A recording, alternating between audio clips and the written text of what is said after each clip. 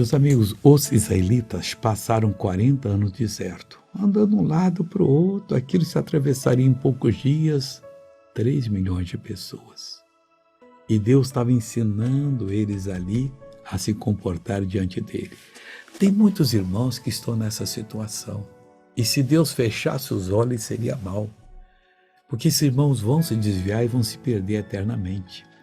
Veja aqui o que o salmista Davi disse no Salmo 106. E o versículo é o de número 14. Mas deixaram-se levar da cobiça no deserto e tentaram a Deus na solidão. Não deixa a tua cobiça dominar você, não. Seja satisfeito com aquilo que Deus está lhe dando.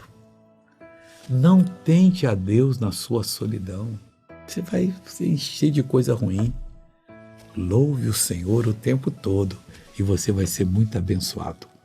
Vamos ver uma pessoa abençoada agora? Eu tenho uma cirurgia que foi feita aqui, mas eu tenho umas 3 lesões nas minhas pernas que vivem há mais de 5 anos que eu não ando. Mais de 5 anos? Cheguei aqui muito ruim. Como é que o senhor estava andando? É com a bengala? Era com a bengala. Quanto tempo está com a bengala?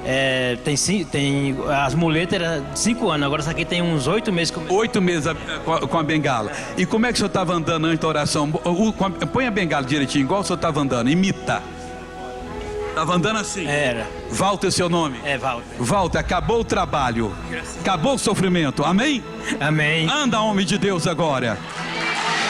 Olha só, pessoal. Esse nosso Deus, ele é fantástico. Agora eu quero orar com você, tá? Pai, eu oro por essa pessoa que precisa da tua ajuda. Eu amarro todo o mal que prende esse cidadão, essa cidadã. E eu digo a todo o poder das trevas, tire a mão dessa pessoa, saia em nome de Jesus. E você diz, amém, eu creio.